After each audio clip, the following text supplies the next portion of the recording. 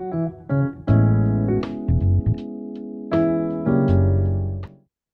morning or afternoon, everyone, depending on where you're from. Welcome to today's webinar that is titled Teachers as Active Curriculum Makers. It is jointly organized by the University College London's Institute of Education and the National Institute of Education. So my name is Suzanne. I'm the head of research at the Singapore Centre for Character and Citizenship Education at NIE, and I will be your host and moderator for today. So before we start, some housekeeping messages. Please note that this webinar will be recorded. And if you face any technical difficulties, you can reach out to us via the Zoom's chat function. If you have a question that you would like to ask, please do so using the Q&A function. We'll be having 3 faculty members speaking from NIE, and after which we will have a Q&A session. So as you have questions, please feel free to post. We want to keep this conversational and lively as well. And our 3 faculty members will be exploring how teachers engage with curriculum as a dynamic resource for student learning and professional growth. Our first speaker is Associate Professor Jiang Heng. She is the Deputy Head of the Policy, Curriculum and Leadership Academic Group at the National Institute of Education, Nanyang Technological University. And she'll be sharing more about professional learning as curriculum work, showing how practices like lesson study and professional learning communities help teachers collaborate and recontextualize powerful knowledge. So without further ado, let us welcome Associate Professor Jiang Heng. The stage is yours.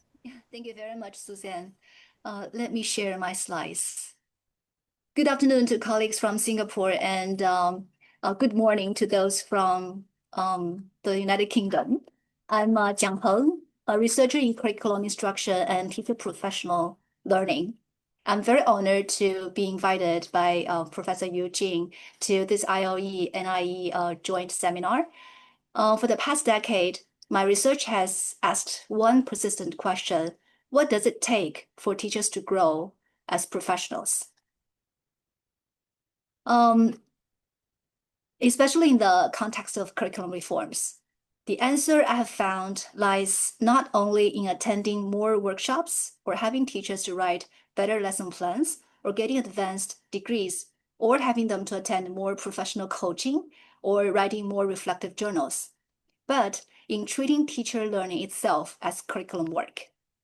That is, the iterative and reflective process of unpacking and deliberating on subject matter to help students learn and grow. Today, in about 15 minutes, I want to share what my colleagues and I have learned through collaborative projects in Singapore schools, drawing on Joseph Schwab's practical perspective, particularly his idea of the 3 phases of curriculum work, to reframe what teacher professional development might become. As a caveat, I'm originally from China. Having worked in Singapore for over 13 years, I'm very humbled and impressed by the earnest dedication of Singaporean educators.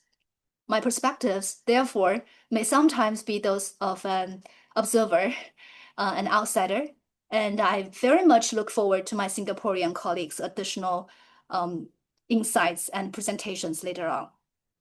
Let me begin with a discussion about a fractional lesson in a primary 4 classroom of diverse learners in Gladstone Primary School. It's a pseudonym.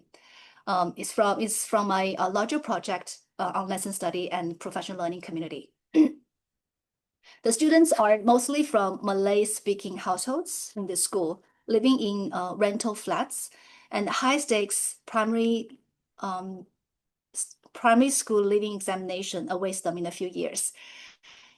In a protected time for teachers to discuss their work every week, teachers gather around a single worksheet problem. So you can look at this mathematics problem for primary 4 students. So Elan had some money. He spent 3/10 on books. 2/5 on stationery, and the remaining $36 on t-shirt. So first question for students was, what fraction was spent on books and stationery? And second question was, how much money did Elan have at first? And then they spotted a child's script lying spread on the table. It shows the answer, $288. And the working steps reads very simple. 36 multiplied by 7 equals 252.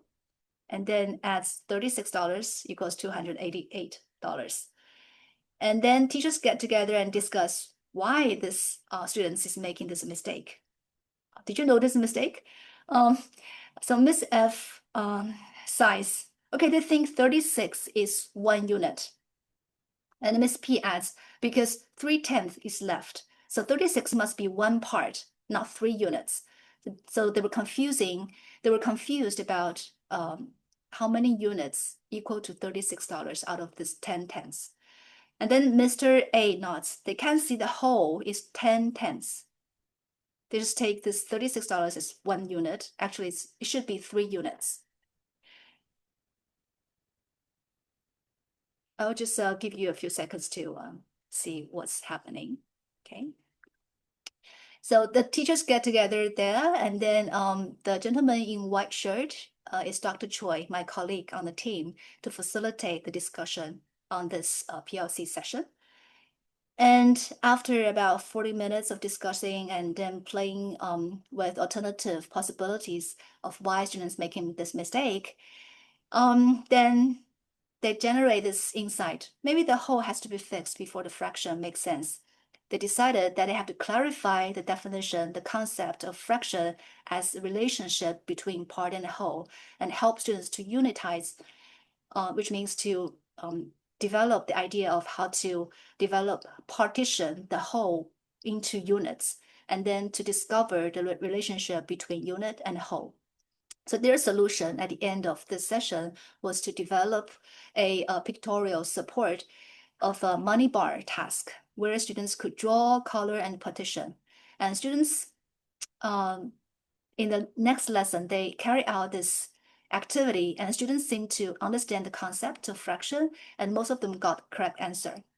And students and teachers were relieved. So they said, well, it's a very small step of change from teachers, but it's a big jump for students.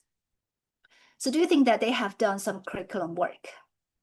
To answer that, let me turn to Joseph Schwab.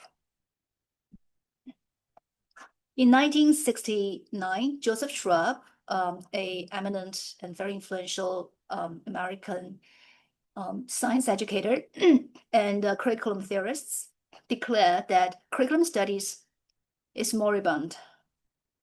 And he made this claim to revive this field of study. His practical 1 to 4 essays argued that curriculum making is deliberative, situated, and multi-voiced, not the mechanical application of theories or ideas. And there are 4 commonplaces, 4 elements need to be considered in developing curriculum for students: learners, teachers, milieu, context, which means context, and subject matter. These 4 elements must be brought into dialectical deliberation and conversations among teachers and curriculum specialists. And none of these 4 commonplaces may dominate without justification. Crucially, Schwab saw scholarly knowledge as having 3 phases. The first is purport. Purport means that the what, the story, the concept, the problem, the idea that fraction, in our case, the fraction expresses a relationship between part and whole. And the second phase is this originating discipline, which means how those knowledge was produced. In our case, how mathematicians produce the idea of fraction, how they work with fraction. They probably use the idea of unitization, iteration, equivalent to help students or to generate knowledge about what fraction means. And the third one is the access discipline. It is about how to unlock the content for novices. And it's the interpretive move that allow learners or students to enter into the content. This is the most subtle and I think the most profound part of curriculum phases. If originating discipline is about how the scholarly work produced the knowledge, the access discipline is about how the students consumes and interrogate and interpret the content. It is a set of tools, questions, and lenses a learner needs to fully unlock the meaning and the value of the complex content. Schwab is not just talking about basic comprehension. He's talking about deep critical engagement. It's like a key, this access discipline is like a key for students to unlock the power of knowledge. He calls material a compound object that requires certain access discipline to review itself. Let me flesh this out with Schwab's examples. In his third piece of practical theory article, he said that access to scientific work is access to ground for critical judgment, which avoids the misinformation, the extremes of beliefs, and the confusion, which are often the outcomes of popular renderings of such materials. Access to the structure of argument, whether toward political or moral actions, is access to judgment about the better and the worse commitment of our time, our energy, and our developing character. And access to historical works is access to one of the factors that determine who we think we are, what problems we think we have, and how we ought to act. In general, possession of such discipline is possession of avenues towards freedom of thought, feeling, and action. This highlighted sentence is very powerful. It means that access discipline does not only mean that access to the content and meaning of this subject matter, it's also access to unlock the potentials in students. And that is a profound point Schwab makes. The access discipline is what grants intellectual freedom for students. It's what allows a person to move beyond being a passive recipient of popular renderings or misinformation and become an active critical judge of information. And most teaching stops, he critiqued, at the purport. And some teaching touches on originating discipline, but it is the access discipline that shifts power to the students. As Schwab wrote, access discipline, again, are avenues towards freedom of thought, feeling, and actions. They turn students into critical interpreters, not just passive recipients. So let's look again at Gladstone Primary School through Schwab's three phases. The purport. The teachers recognized that the problem the students have was about understanding fraction as relationship between the parts and whole, and then also how to really help them to understand it and linked to the exam requirements, because that kind of problem is a very frequently spotted problem for PSLE, the primary school leaving examinations. And then the originating discipline phase in our case is for teachers to highlight the unitization and stated that fractions are numbers that indicate relationships between parts and whole, and also let students know that it's relational, not absolute, and then fraction is a number that represent this kind of relationship. And use the CPA, the concrete, the pictorial, and then the abstract. Notice that teachers actually are using this CPA approach to help students to learn, and students actually already are very familiar with the modeling method. That's why the student with the mistake, who made the mistake, are using the little squares, the line of little boxes to illustrate his thinking.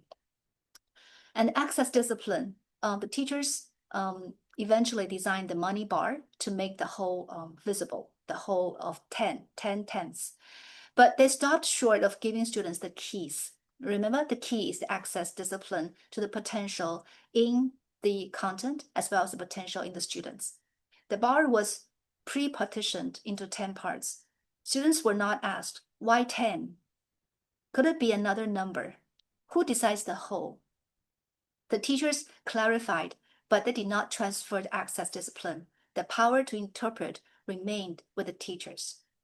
This is not a critique of teachers. The system in Singapore is known as centralized decentralization, with rooms for teachers to explore, but within this context of standardized curriculum. And then this group of teachers have to work with diverse learners, and then aiming for the high-stake examinations, and they really have very limited time. The recent OECD report shows that Singapore teachers are one of the most working hard professionals in the world.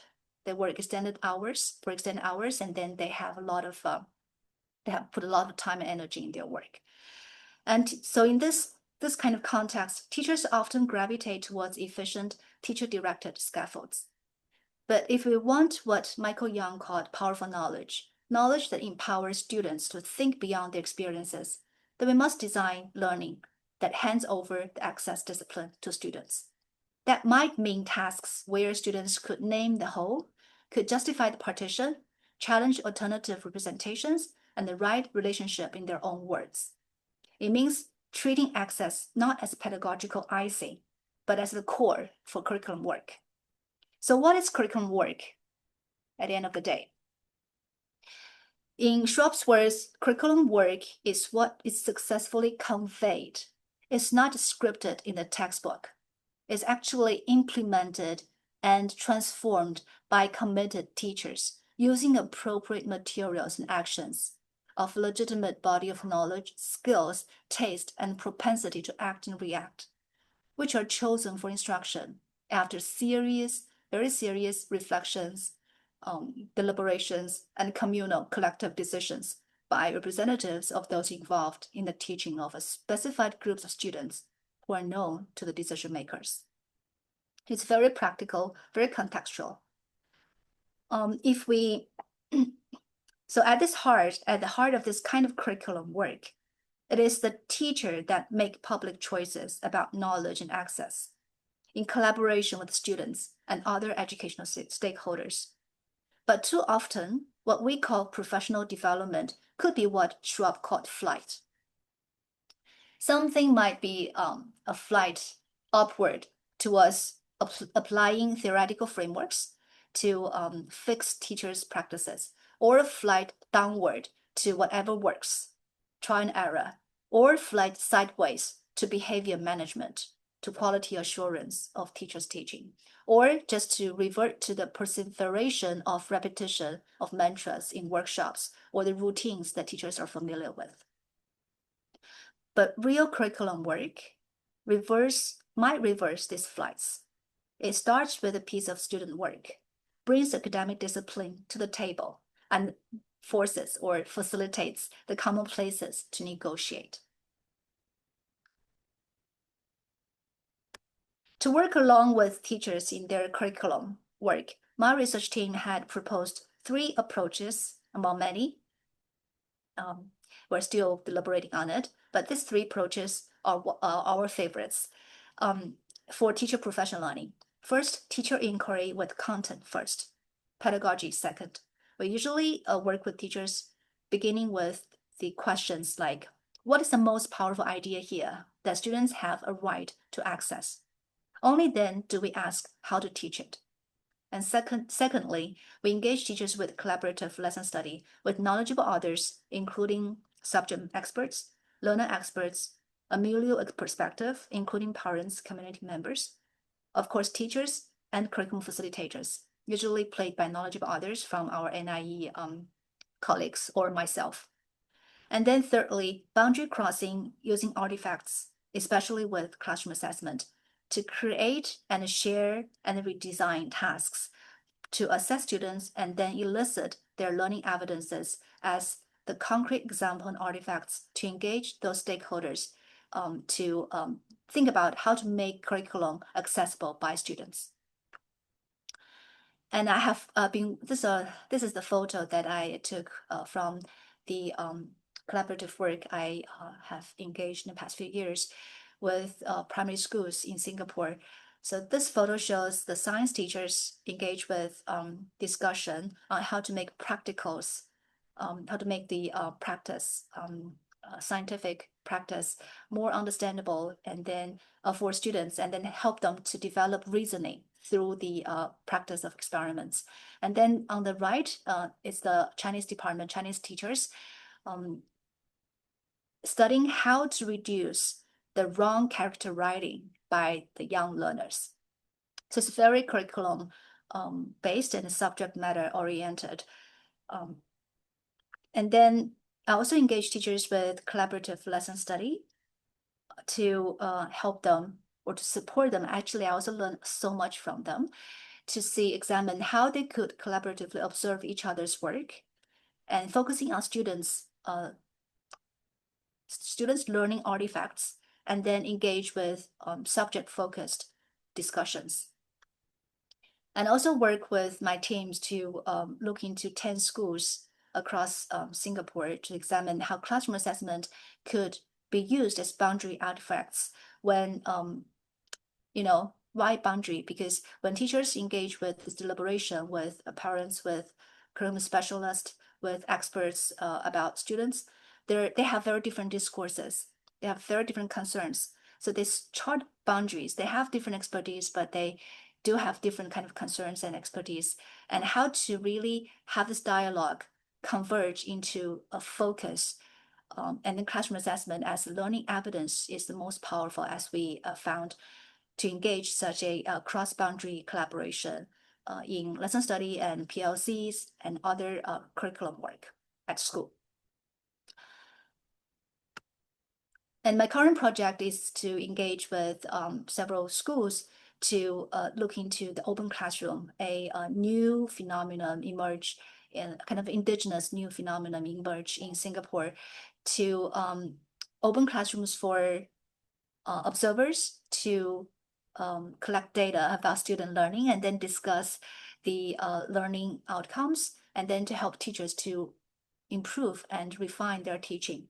And this project is trying to see how we could integrate 21st century competencies with subject matter teaching in AI-assisted lesson study, which shows how 21st century competencies is actually the one part of the access discipline that we really want to have students to embody or develop through studying subject matters.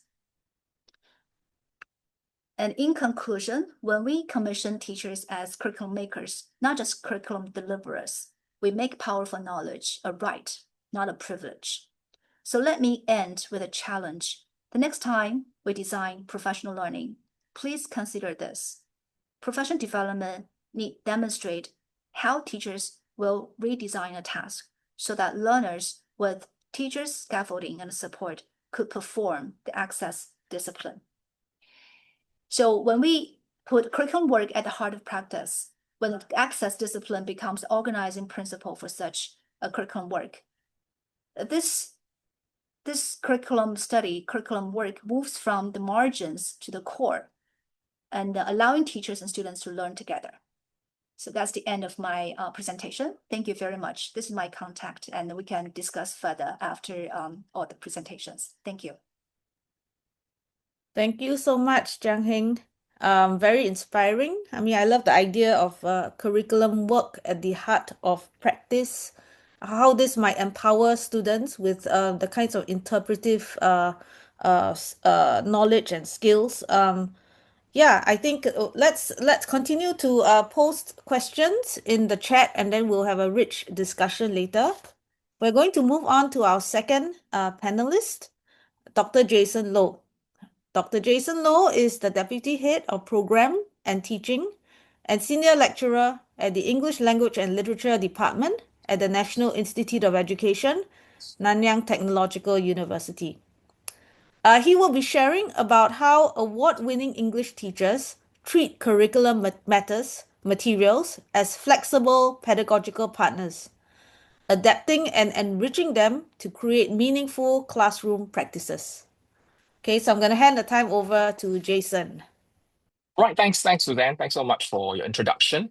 There's a secret habit that unites every award-winning teacher we studied, and it directly contradicts a popular myth The secret isn't boundless creativity, it's actually purposeful adaptation.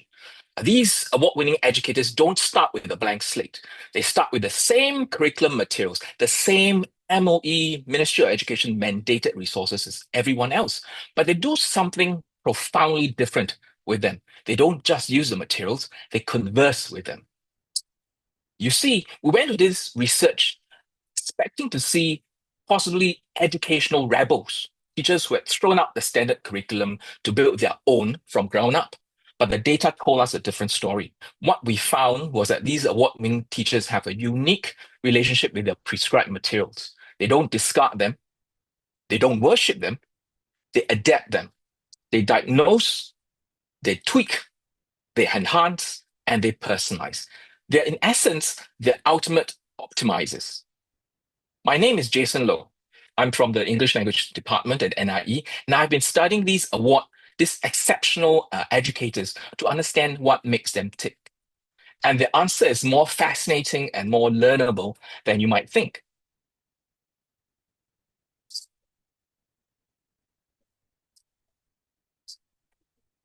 First, let's have a look at this very popular notion. It's called the good teacher doctrine. Janine Remillard wrote about it. You can have a look at the quote itself.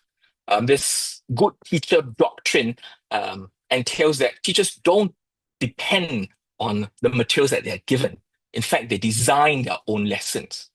And this good teacher doctrine is a very popular idea, a very popular construct for many educational systems around the world.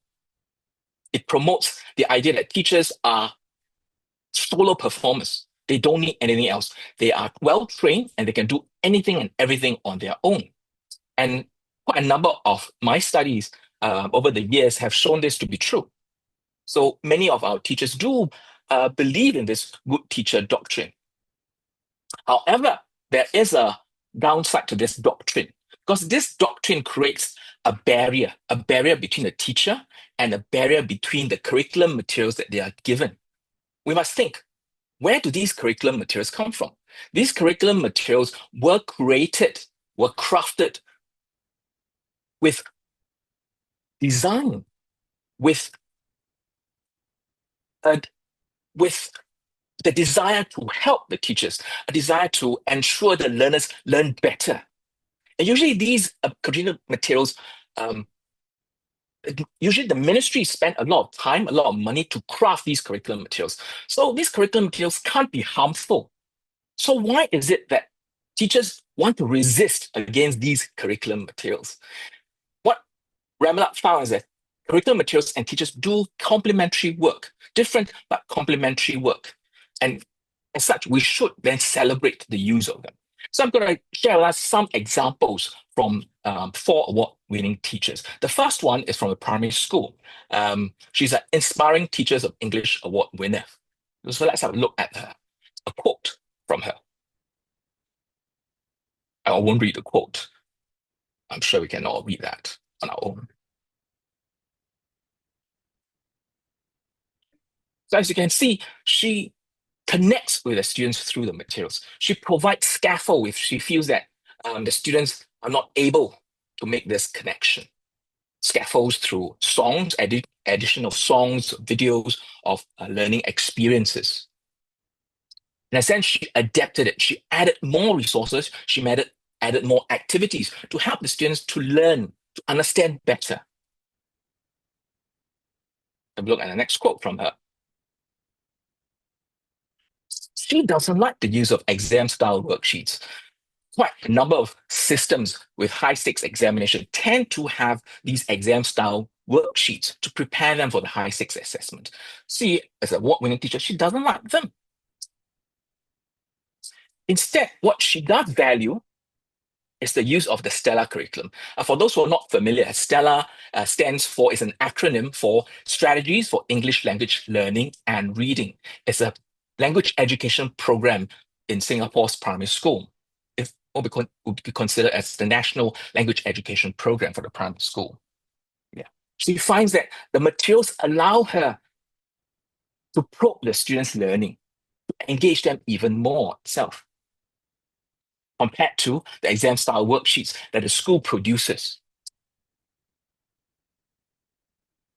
In the Stella program, the teachers are provided with a lot of resources, one of which is the guidelines, providing them the guidelines to share with the teachers the goal of the lessons, the intent of the lessons, the different pedagogical approaches to use, and why they need to use these particular approaches, how it engages the learner.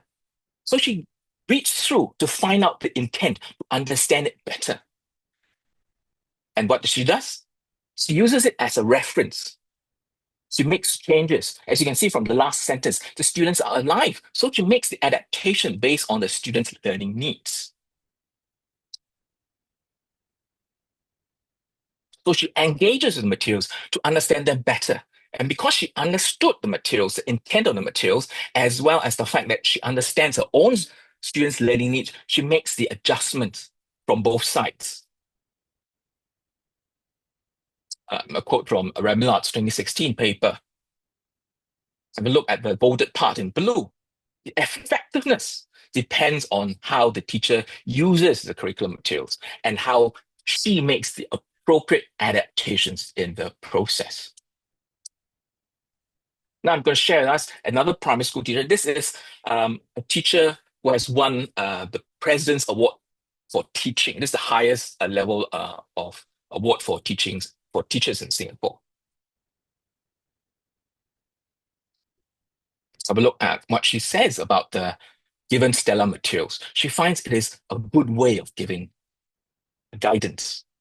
She finds it is very supportive of the teachers. It helps the teachers a lot. It enables the teachers to understand the curriculum, the purpose of it. This is important. Have a look at the second point. This is where she comes in. She understands the Stella materials. She understands what it is for. Then she makes the adjustment. She acknowledges that she comes in to make adjustments for both the materials and the learners itself, because she can provide the additional support. Because the curriculum materials do not understand the living learners, because curriculum materials, in a sense, are not alive, but the teacher is alive. So the teacher makes those changes because the teacher has a good understanding of both profiles, you see. Have a look at Remillard's quote then. Remillard stated this very clearly. Curriculum materials cannot replace teachers or quality teaching. It's the teacher themselves who have the ability to bring the curriculum materials to life. It's the teacher themselves with the skill to enable the curriculum materials to engage with the learners, to help the learners learn more and understand better. In a sense, the curriculum materials is like the musical score. The conductor, teacher is the conductor. The teacher makes the adjustments. The teacher quickens the pace or slows down the tempo, just like a conductor does when the conductor is conducting Beethoven Symphony No. 5. Now we look at another President's Award winner.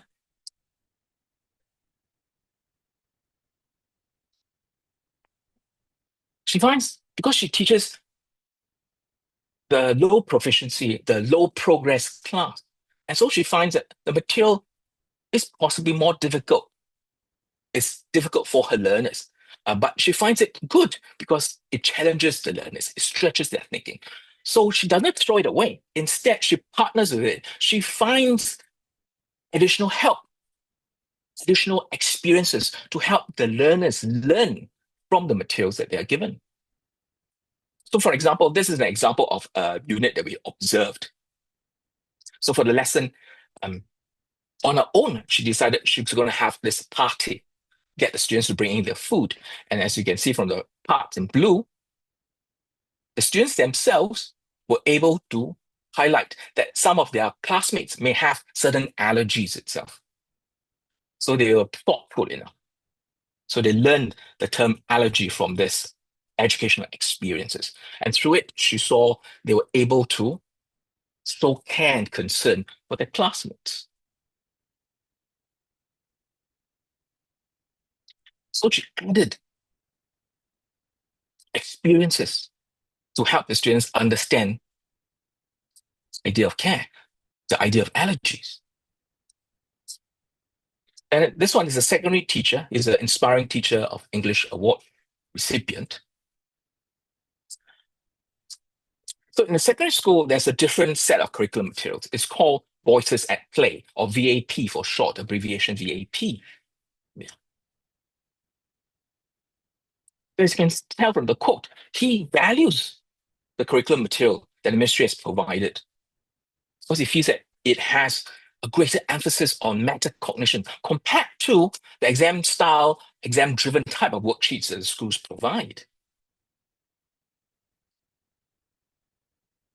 He feels that the guidance provided by VAP allows him to break down the text more systematically for the students and guide the students to be able to break down the text, to understand the text better, to contest the ideas in the text. Yes.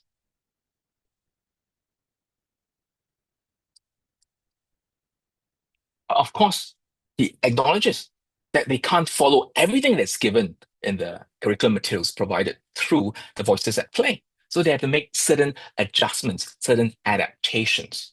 In an article that we wrote on the award-winning teachers, this is what we found, that they adapted it thoughtfully. They did not adapt it blindly. They adapted it with an eye to what the curriculum materials wanted them to achieve, coupled with understanding of the learning needs of their own students, whether they are high progress students, mid progress students, or low progress students. So this is their balanced approach is pedagogically sound. So what does this mean for us?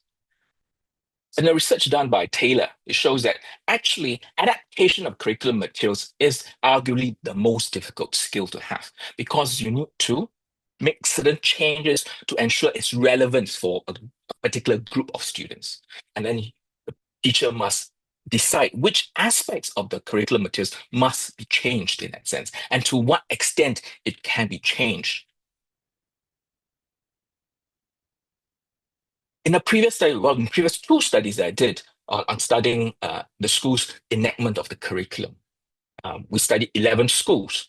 We saw quite a number of teachers were offloading. Certain schools offloaded meaning they just use the curriculum materials as is. They did not make any changes. And there are quite a number of schools improvised. Improvised meaning they threw away the curriculum materials that they were given and they used their own. These two are actually far easier. Adaptation is actually a more difficult skill. But what we saw consistently, all the award-winning teachers' classroom is that they adapted. They did not improvise. They did not offload. They adapted from the curriculum materials. The implications for us in teacher education is using innovative teaching strategies is something that we always teach. It's part of our curriculum. Yeah. Partnering with curriculum materials, this is something that is not highlighted much. So possibly we can then bring this in to share with our student teachers instead of ignoring it, instead of having a confrontational perspective with curriculum materials. Why not we partner with curriculum materials and help our learners learn better through it? With that, I thank you very much. Back to you, Suzanne. Thank you, Jason. I think this is also a lot of food for thought, right? I'm also wondering about the expert teachers and the kinds of skills that they will need in adapting curriculum, not just merely just using something and implementing it. I think it's something worthwhile and a very good study to just focus on, the award-winning teachers as well. Okay, thank you for that. Let's move to our last speaker, Associate Professor Lee Eugene. Eugene is the NIE Research Integrity Officer and teaches at the Natural Sciences and Science Education Department at NIE. He will be sharing on what knowledge richness means in science education, highlighting varied educator responses and the gap between policy emphasis and classroom practices. So over to you, Eugene. Right. Good morning or good evening, wherever you are. So I'm Eugene. I'll be sharing part of a presentation I did last year on whether science education needs powerful knowledge or needs more powerful knowledge. So I come from a position as a science teacher and a science educator who has been thinking about this idea of powerful knowledge and knowledge richness ever since Michael Young came to NIE more than 10 years ago. And in an indirect way, having interacted with Basil Bernstein's students and over the years as well. So let me begin my sharing from a perspective of a science educator. So I think the really important question for everybody, I think, is what's worth teaching in schools and what's worth teaching in school subjects. It's a really pressing and perennial question, which I think deserves a very, it deserves much thought and a good answer. For science in the curriculum, maybe I'll just share some of my thoughts on that. So, its products, both material and intellectual, have grown in tandem with the rise of modern society as we know it. And I think at least for science education in the school curriculum, our place and our status, it's not really in dispute by most governments all around the world. What we teach may differ, especially at lower levels, and our preferred teaching methods have, of course, varied across time and regions. But generally, what we have emphasized for maybe the past many decades was content mastery, accumulation. We have also spoken about learning through and about practical hands-on inquiry, the methods and the processes of science, as well as catering to life relevance, the personal relevance, societal and environmental meanings, ecological concerns and purposes. So what we find is that all three may be found in any curriculum. Of course, some curricula, some school systems may emphasize more, but generally all these can be found in different ratios, different proportions over time as well. Well, I've been thinking very hard about how science education articulates with PK, powerful knowledge.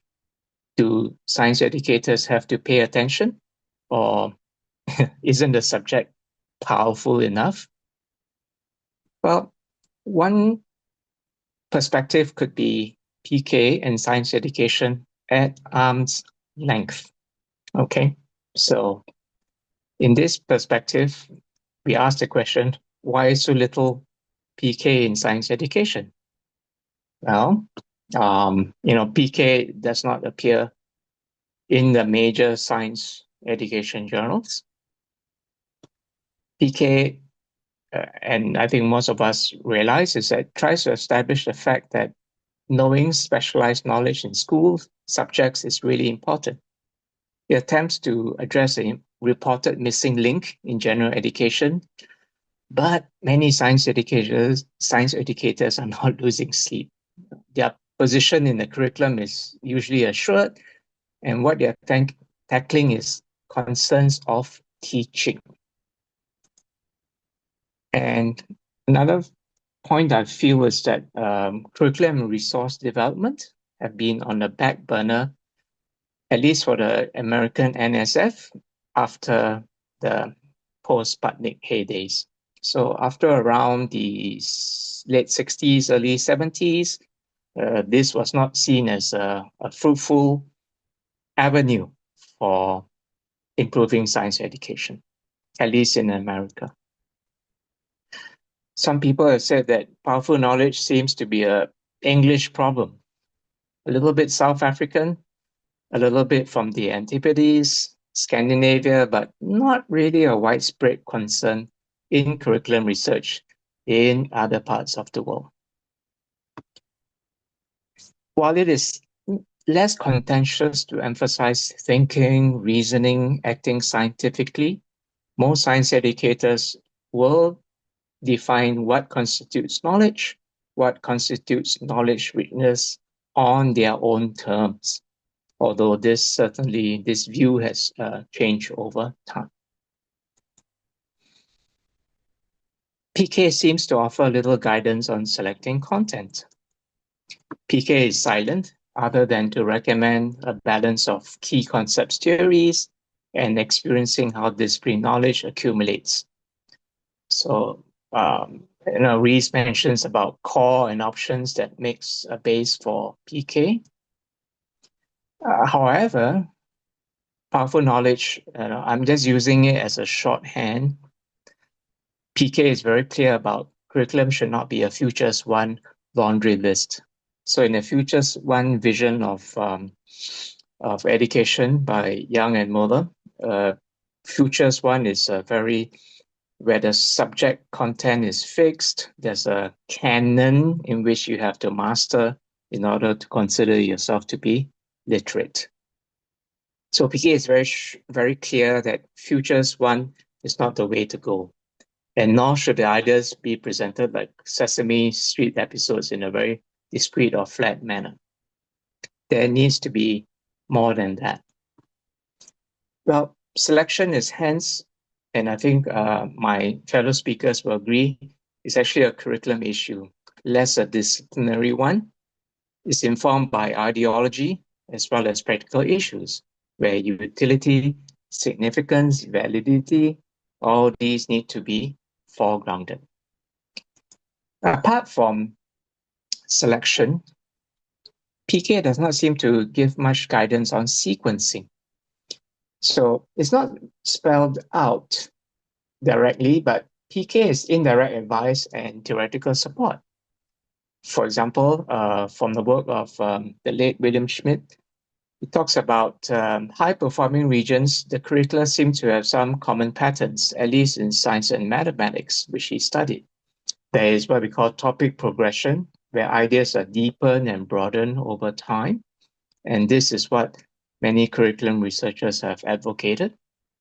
Number two, there's a coherence of topics, and one can visualize them through something called buttress topics, where there's continuity, as well as an upper triangular pattern.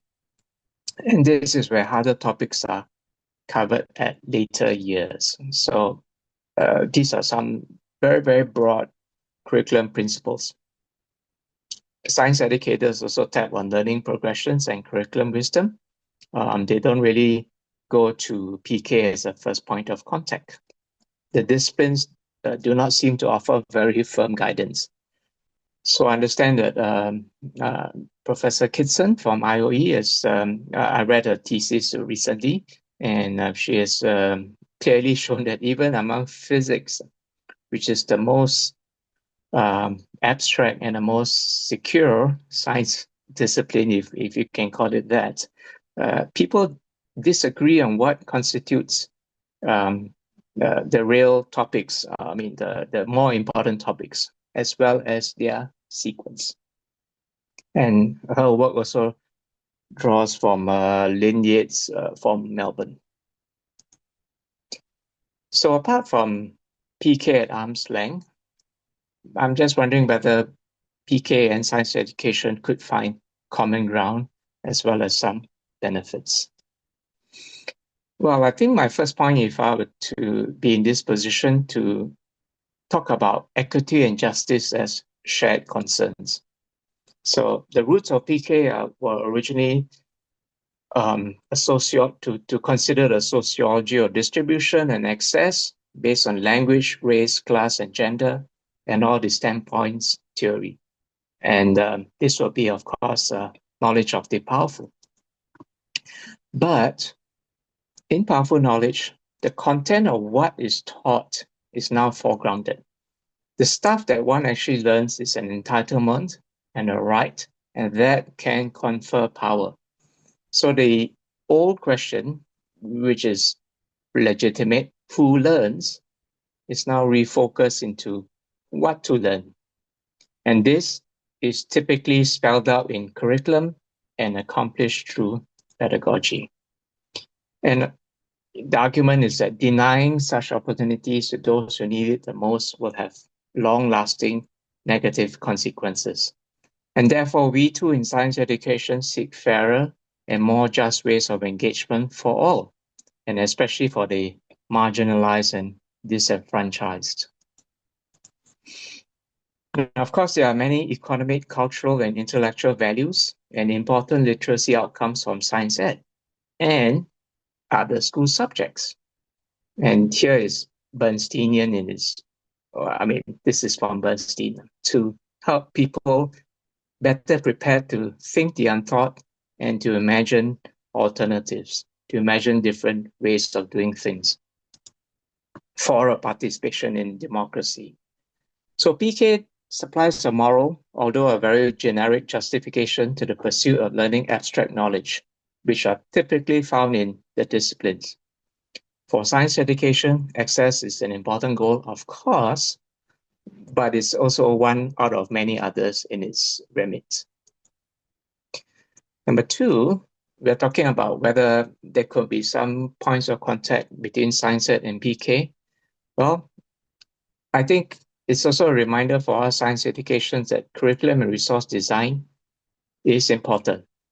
The what really matters. So disciplinarity matters, although not everything in a subject may be counted as powerful.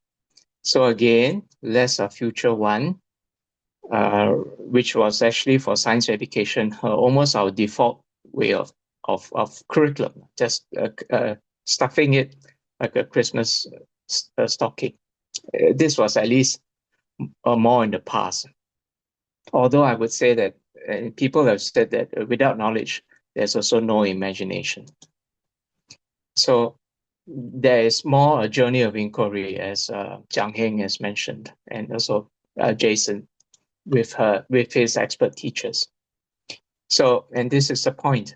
And we want students to experience how disciplinary communities acquire, justify, evaluate new knowledge, how they perform knowledge building. And this confers great power. So learners in school, after they encounter all the school subjects, they should be able to experience both the hierarchical as well as the horizontal discourse structures, and how different subjects from the disciplines perform knowledge building and their grounds for justification and evaluation. We have wonderful terms here from so many researchers who talk about epistemic assent, epistemic access, epistemic quality, and transformation processes by classroom teachers. And these will be from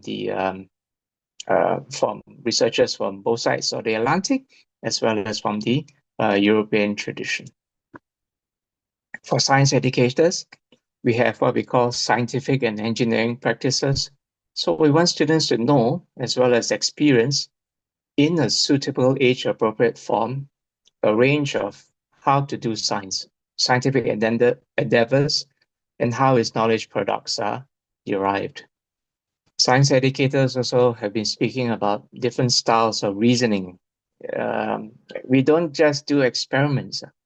We can do classification, taxonomic work in the footsteps of Aristotle. We can think in Darwinian terms of looking at nature as an example of natural selection, artificial selection, and therefore think about how nature performs natural selection, and so on and so forth. So there are many ways of practical reasoning that lie at the root of acquiring scientific knowledge for learners. Now, Arthur pointed me to this Ofsted resources, and even within the UK, in Ofsted, British teachers are reminded that we need to give opportunities to teach disciplinary knowledge. Here, disciplinary knowledge we're referring to the scientific practices alongside its substantive knowledge body, meaning the facts, concepts, the what. So it's how you do stuff as well as the substance of what you're doing it to. So this is from Ofsted. From the USA, we have, for science educators, this should be quite familiar, So we have what we call the three spheres of scientific activity for scientists and engineers. So on the left-hand side, we have the sphere. Well, it's not really a sphere, it's more like a column, but try to imagine it's a sphere. So in S1, we have the sphere of investigation, where we look at the natural world. We, of course, we are informed by theory, and then we ask questions. But doing investigations is not the whole point. The whole point is to use, apply, refine, and change theories, and we come up with explanations. So that's sphere 2.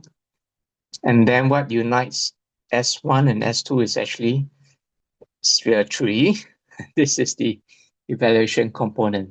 So S1 is if you let me simplistically reduce it to the focus on just doing experiments. S2 will be, again, making a caricature, is just teaching the explanations, the theories, the hypotheses, the concepts, the definitions. But what is new, at least for Singapore, is that following NGSS, is that we have an S3 sphere now within our curriculum. When I give workshops to teachers, I usually bring this picture, and for people who are more familiar with Greek mythology, so this is a picture of the Roman god Janus. So it's a god of beginnings and ends, gods of transitions. So I like Janus is because he's, to me, I explain it, is like S3, who looks at the sphere of investigation as well as the sphere of explanations and solutions. So S3 asks questions about S1, asks questions about S2. So although knowledge building practices are baked into our local science curriculum, many local teachers seem to prioritize hands-on activities and content coverage. We don't blame them. We do have a national curriculum, and the O and A levels are really, really important exams. And of course, teachers are unfamiliar with how the three spheres of scientific activity dynamically interact, especially S3, the argumentation and evaluation sphere. And therefore, if teachers do not understand S3 very well, I think this really limits the power of powerful knowledge. Again, we are considering how PK and science education can have a closer relationship. Well, I think that, both are concerned about conferring power to learners. Ultimately, science education should not be just head knowledge or accumulation, but decision-making and agency, and the power to do something. So whether we're talking about competencies, capabilities, or powers, it's just a first step. It should actually, ultimately, it's about decision-making and agency. So my own research into East Asian science curriculum. So I'm just trying to look at the knowledge richness of science curriculum, but it's a first step on the intended curriculum or the curriculum as a product. So I've been using tools like Bloom's taxonomy and legitimation code theory, especially semantics and specialization domains. It's just one bit of the puzzle. It's more than that, of course. Pedagogy can't be ignored. I think perhaps in last time, pedagogy took a back seat, but I think it's coming up more to the forefront. So we have Johann Muller talking about each subject has different pedagogic potentialities.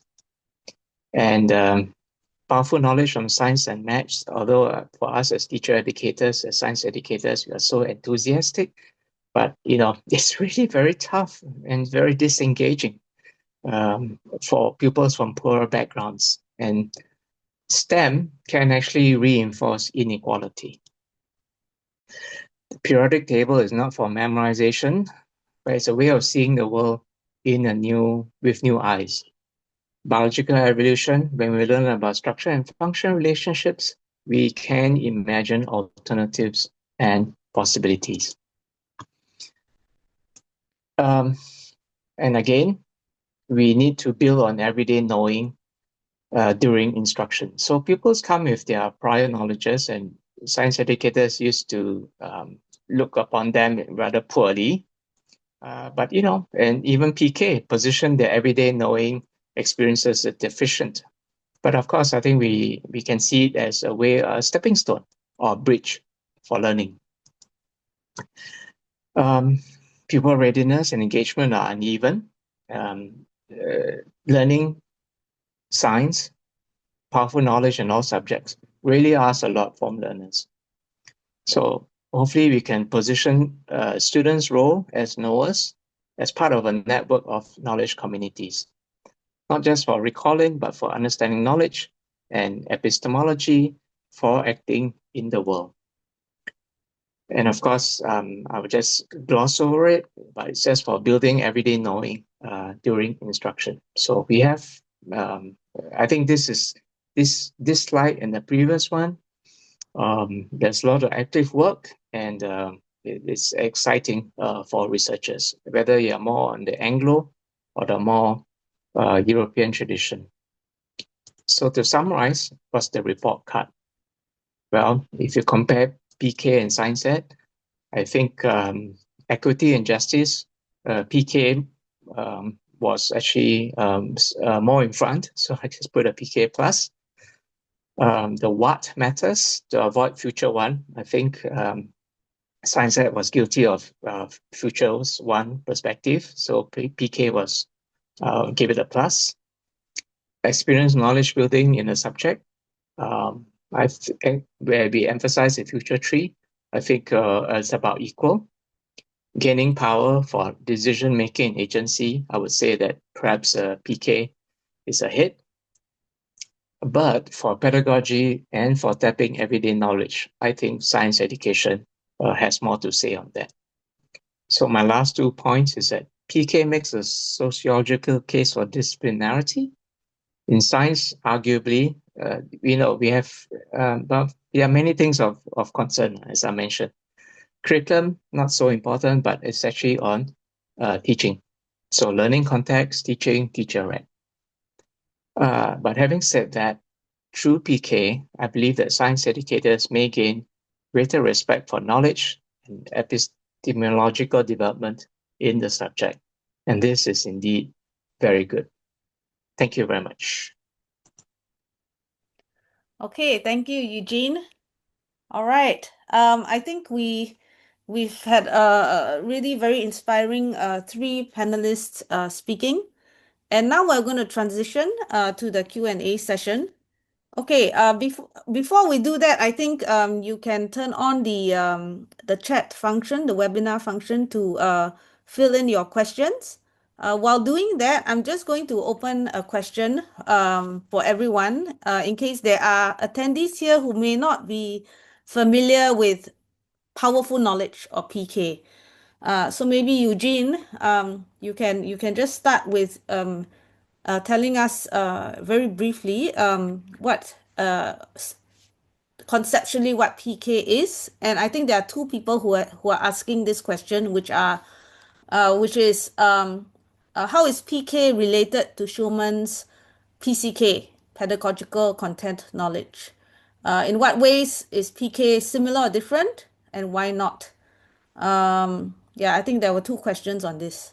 So Eugene, maybe you can give us an overview first. Okay, so briefly, and I won't do justice to it, is that PK is an emphasis on abstract, specialized knowledge in school subjects.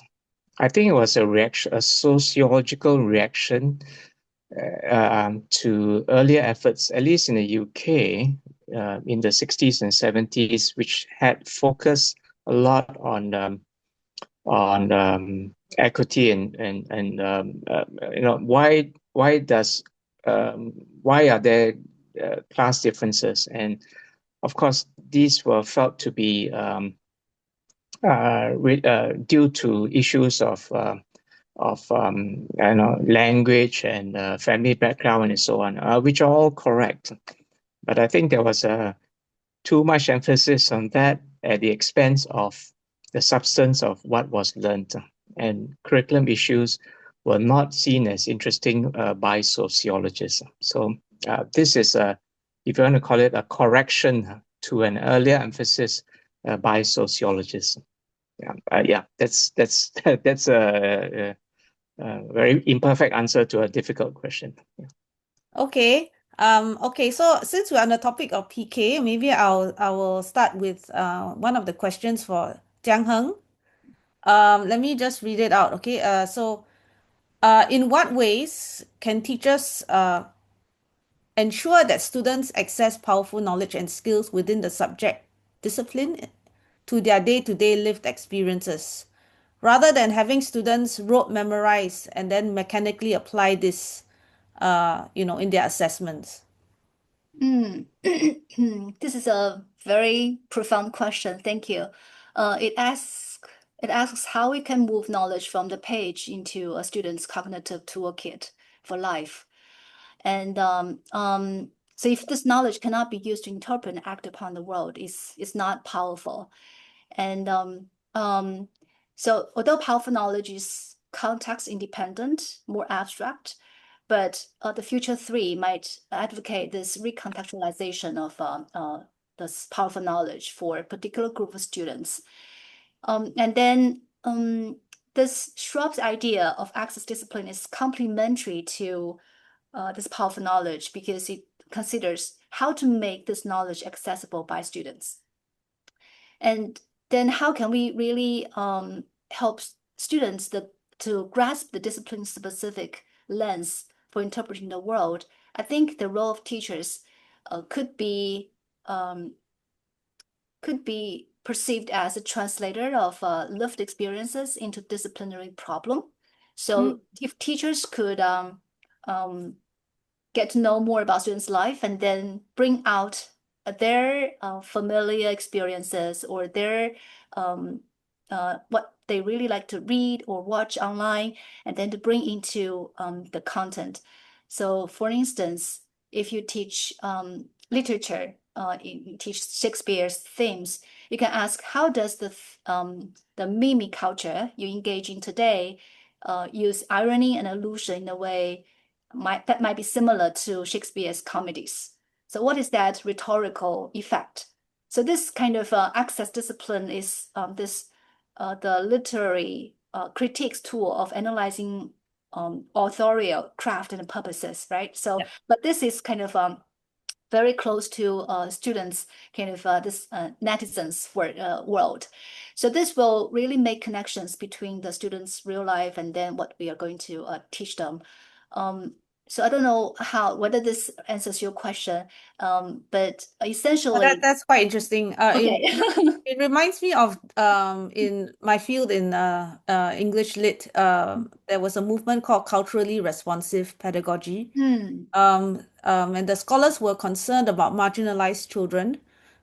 So the idea, like what you said, starting from their experiences, starting from their culture, but I also like what you mentioned, like how do we then draw the link to the kind of disciplinary concepts, right? What I find very powerful about PK is the emphasis not on just facts or content, but really the substance or the core concepts in the discipline, tied to the discipline, and how we can, like the idea that that you gave in mathematics, right? It's not just solving an equation. That was how I learned math, but really teaching them the larger concepts, right? About whole to Yes, part, for example, right. right? And that opens a new space for them.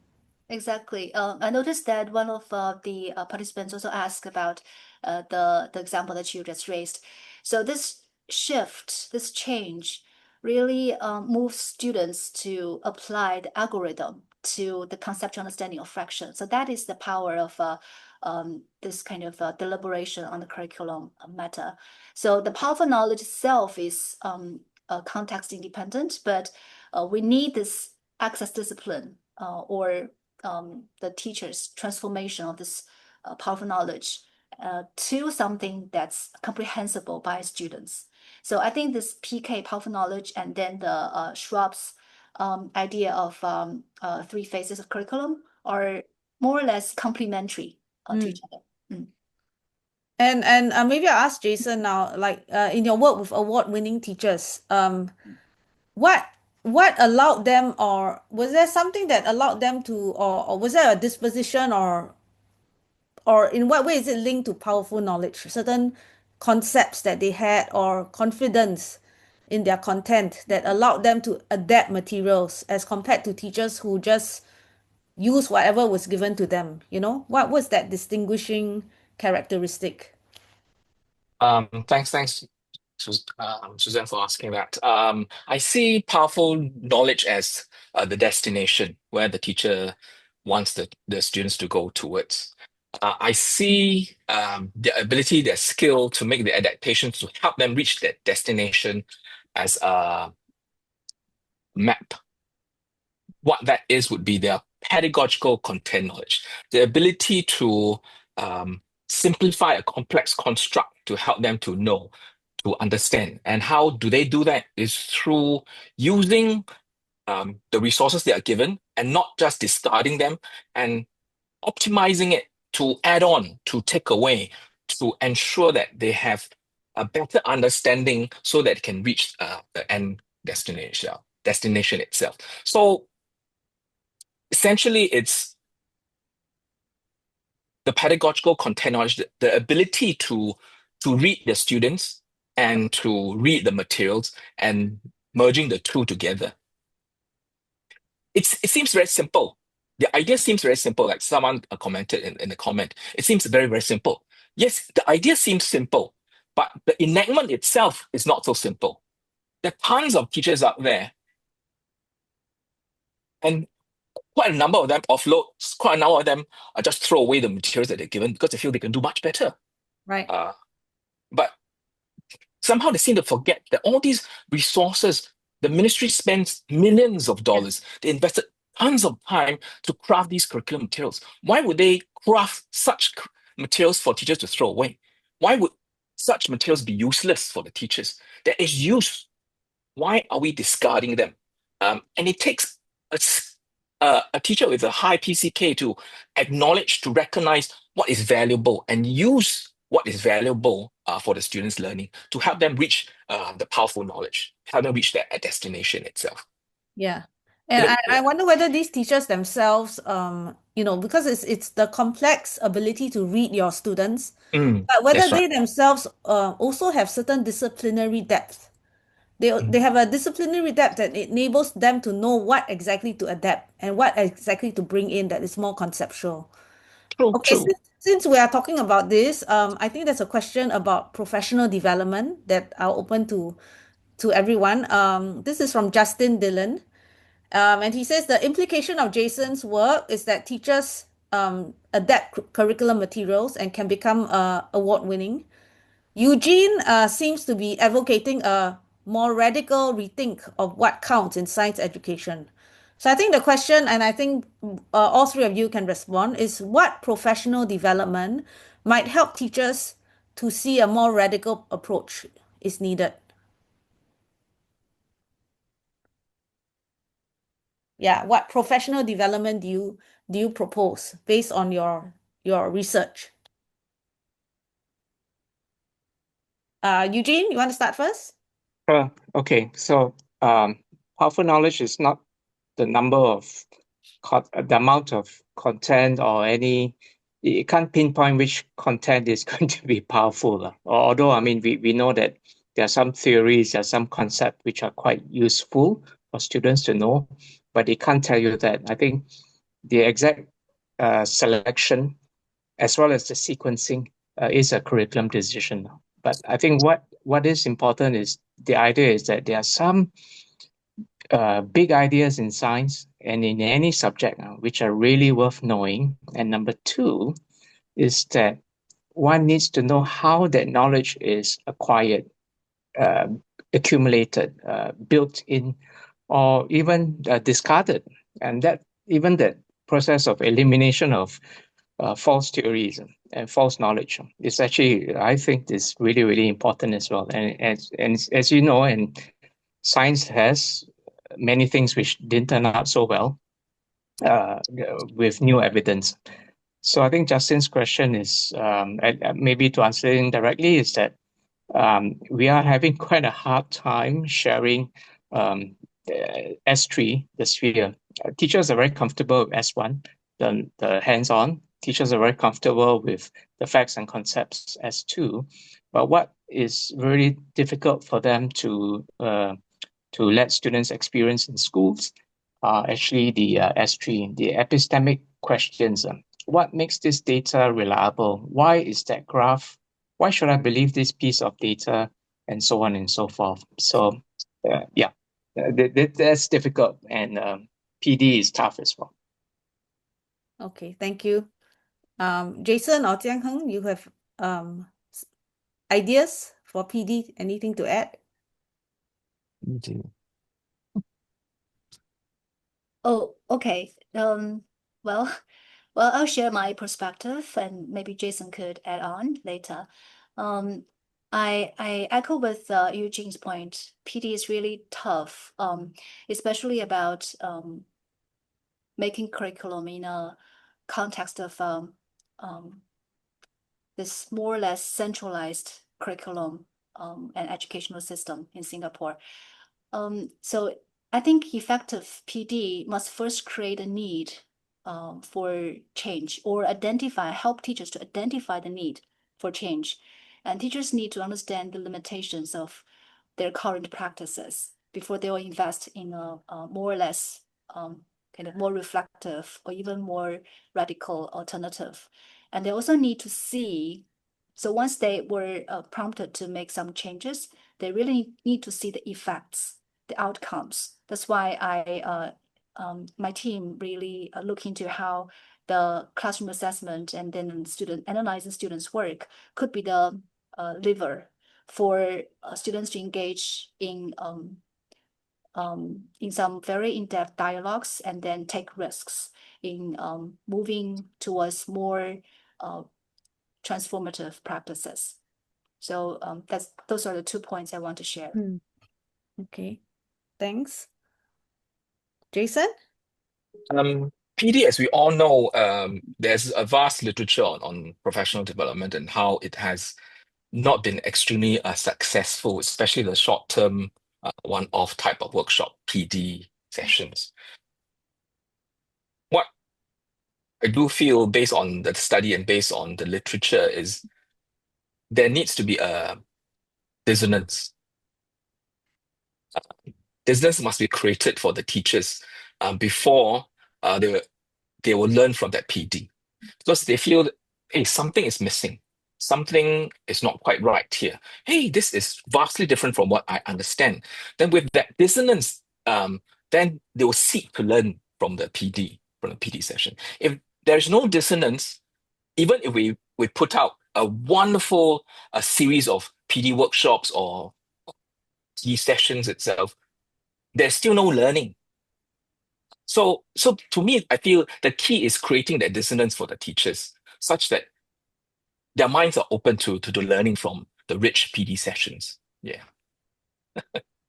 Right. So, I mean, that's also another interesting thing I was thinking about, the place of certain dispositions and virtues, because we keep talking about powerful knowledge, right? But what is the place of virtues in this?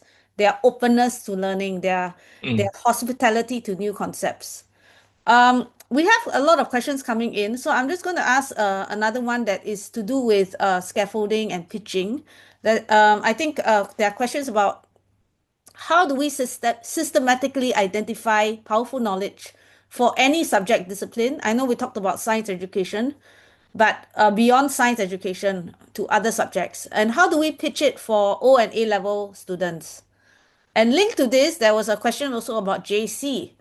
For JC students, how can teachers kind of balance the assessment requirements with something like PK, like deepening their conceptual understanding? Mm. Yeah, so anybody can respond. Yeah. It sounds like the question is, oh, I think I probably could start first. Yes, go ahead. Right.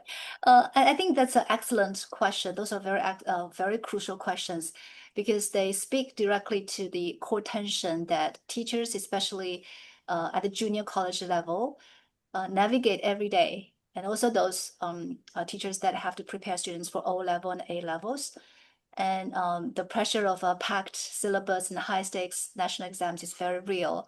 And the idea of adding curriculum making on top of that can feel like a burden. So, but let me kind of reframe it.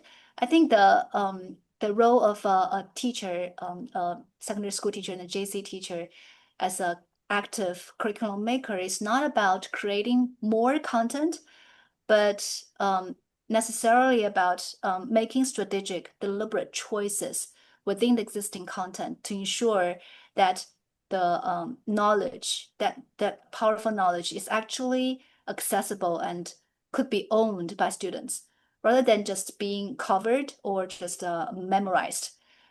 So I think it's like the teacher could really produce those access kind of doors, the gates for students. And I think that's the teacher's role. So if you think about, I think, right, you don't have time to teach everything. So instead of racing through 10 practice questions on a concept, you strategically select two. Maybe for the first, you model the access discipline. When I see a question on chemical equilibrium, the first thing I do is identify the reaction quotient Q and compare it with K.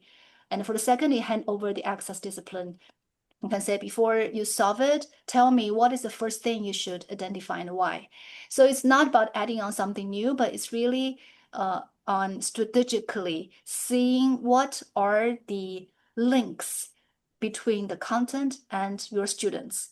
And this could transform the exam preparations from rote practice into cultivating the intellectual development in a sense. So yeah, that's kind of my brief response. Okay.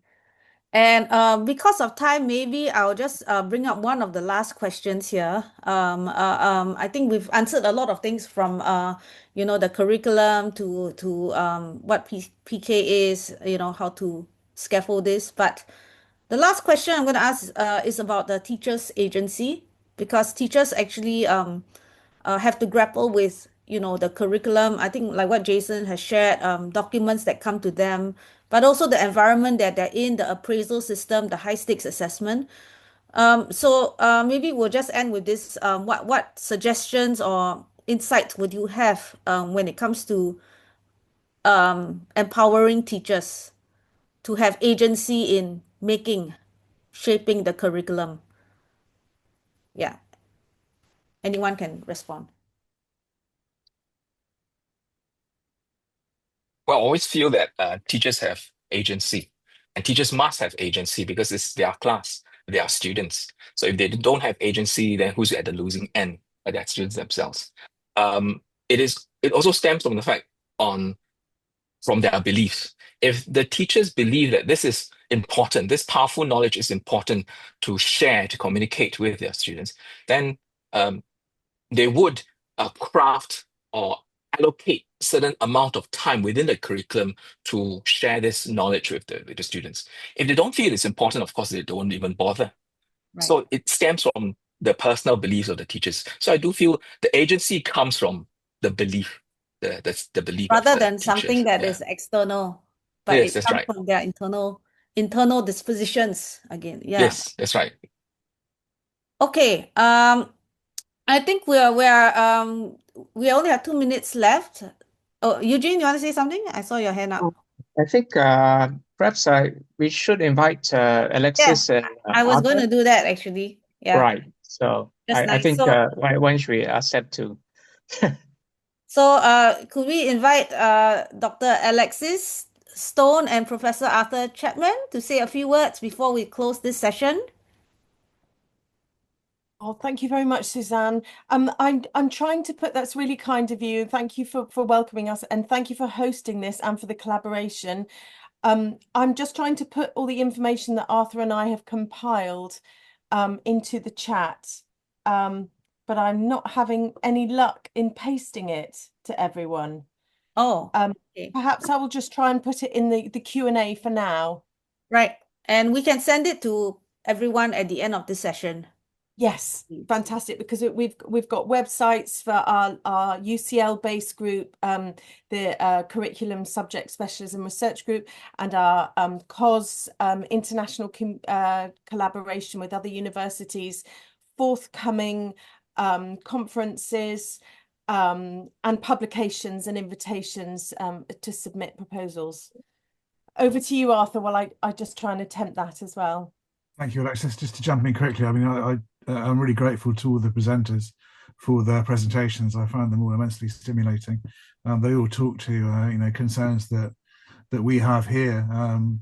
We've been involved for a while now, and I'm really delighted to see that some of our partners in this project are in the attending. Brian Hudson, for example. But we've been involved in this dialogue with colleagues in Finland and Sweden, trying to bring together different concepts from different theoretical traditions, from the work of Klafki, the pedagogical triangle, Brian's work on epistemic quality, as well as powerful knowledge. And the spirit has always been to try and find what's useful in these ideas and to note where we need to supplement them and develop more. So I just wanted to say how much what you're all doing resonates with what we're doing there, and I'm really looking forward to opportunities to continue to explore these things together. I'm just trying to think about what a good next step would be, but I know we could discuss that further. But yeah, it was really resonant for me, thinking, looking at how that teacher was dealing with the fractions, thinking about how what a good teacher was, and also I love the report card, Eugene, of where subjects are ahead of the sociologists who've given us powerful knowledge, and I couldn't agree more. I think education advances through dialogue, and it's helpful to have dialogue with sociology, but we need to bring the pedagogy in there as well if we're really to make a powerful curriculum, I think. So thank you, everyone. Thank you so much. And this is a wonderful collaboration between NIE and IOE, and we look forward to future webinars as well. Okay, so thank you, everyone. We've come to the end of the session. I believe there is a feedback form. Maybe we can have the slide on the feedback form. And meanwhile, do look out for our Redesigning Pedagogy Conference, which is going to happen next June. We have a lineup of very exciting speakers coming to NIE, so do check it out as well. Yeah, so here are the details and the keynote speakers for the RPIC conference happening in June next year. And before we end, please take a minute to fill in the feedback form. Thank you so much for joining us today. Once you've filled in the feedback form, please feel free to leave this webinar if you need to go. Okay. Can we have the slide of the feedback form? I think it's the previous slide. Yeah. Right. We'll just give a few minutes. Okay. I think everyone should have completed the feedback. So we want to thank you once again for taking the time this afternoon to join us at this webinar. We hope that you've come away with many good ideas, and we look forward to continuing this dialogue, because I think curriculum making is dialogic in nature. So thank you, everyone, and have a good rest of the day. See you at the next one.